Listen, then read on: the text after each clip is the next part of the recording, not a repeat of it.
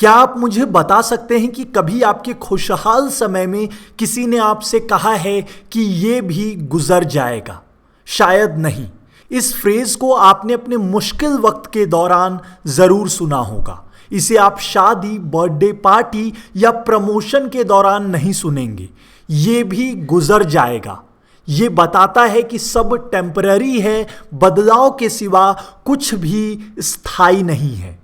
ये भी गुजर जाएगा का मतलब ये है कि आपके मुश्किल वक्त गुजर जाएंगे, पर इसका ये भी मतलब है कि आपके खुशहाल पल भी गुजर जाएंगे। दूसरे शब्दों में इसे अस्थायी कहते हैं।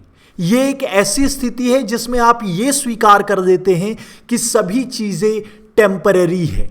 ये आपको मुश्किल वक्त से लड़ने की हिम्मत देता है।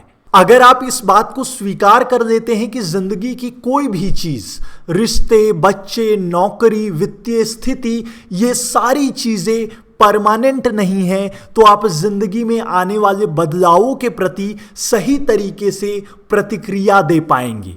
अस्थायी का अनुभव करना आपको उम्मीद देता है कि मुश्किल वक्त जल्द ही गुजर जाएगा। यह आपको वर्तमान पर काम करने के लिए प्रेरित करता है, क्योंकि सच ये है कि आप, आपके रिश्ते, आपकी नौकरी, आपकी मानसिक स्थिति हमेशा खुशहाल स्थिति में नहीं रह सकते।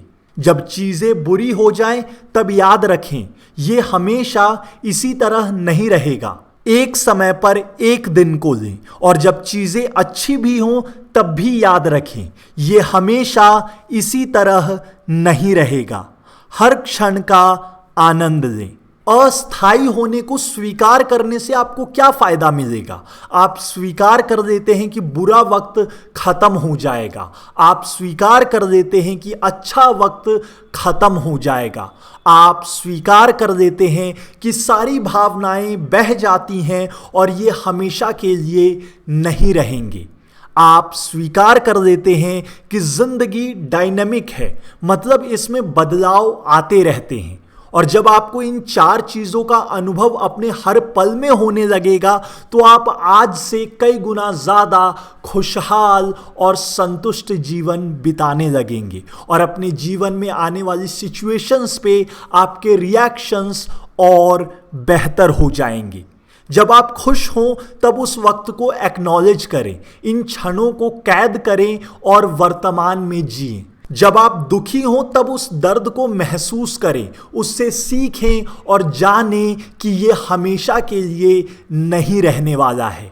आपको नहीं पता है कि आपका अगला क्षण अच्छा होने वाला है या बुरा, पर आपको इतना पता है कि ये चाहे जो भी हो, ये बदलेगा ज़रूर।